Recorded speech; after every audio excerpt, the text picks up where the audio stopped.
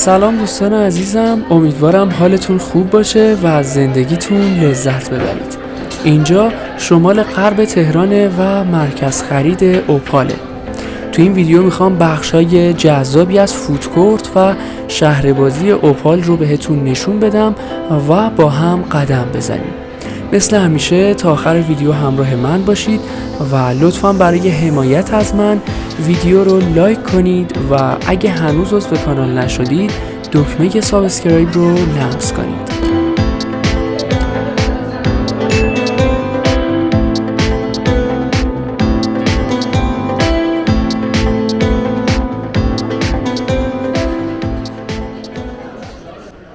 اینجا طبقه 8 مرکز خرید اوپاله و یکی از پاتوقای اصلی جووناست.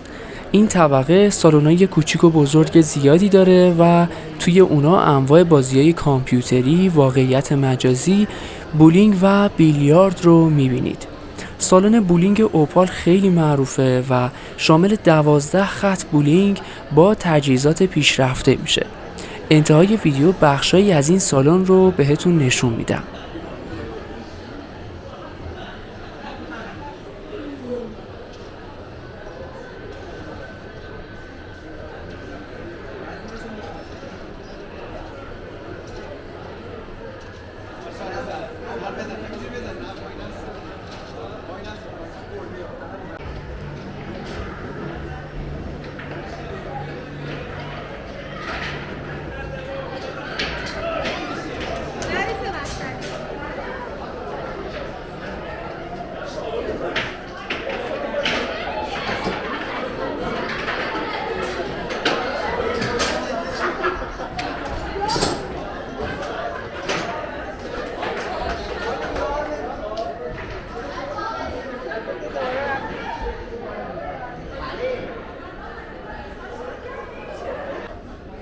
یکی دیگه از بخشای پرطرفدار مرکز خرید اوپال فودکورت اونه که تو طبقه 9 قرار داره.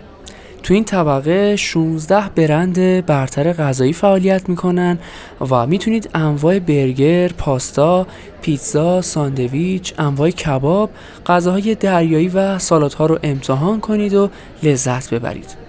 فودکورت بزرگ اوپال 1000 نفر ظرفیت داره و به خاطر تنوع بالایی که داره همیشه شلوغه.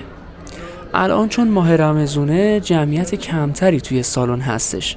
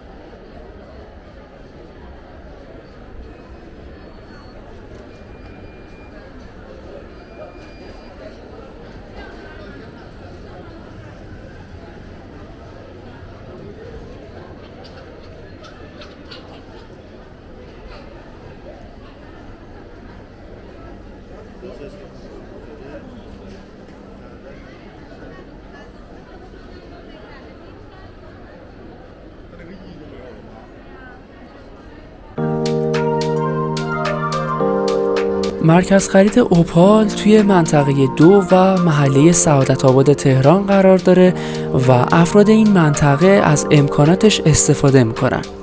من قبلا بخش تجاری این مرکز خرید رو معرفی کردم، لینکش رو بالای صفحه براتون میذارم که تماشا کنید.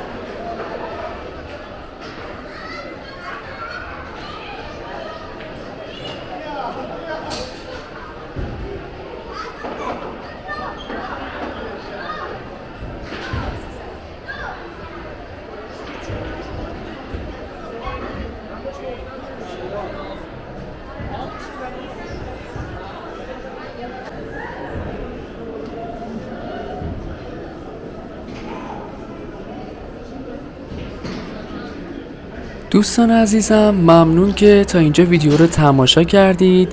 لطفاً برای حمایت از من ویدیو رو لایک کنید تا افراد بیشتری اون رو تماشا کنن و اگه هنوز عضو کانال نشدید دکمه سابسکرایب رو لمس کنید تا روزهای آینده به مکانهای بیشتری سفر کنیم و قدم بزنیم.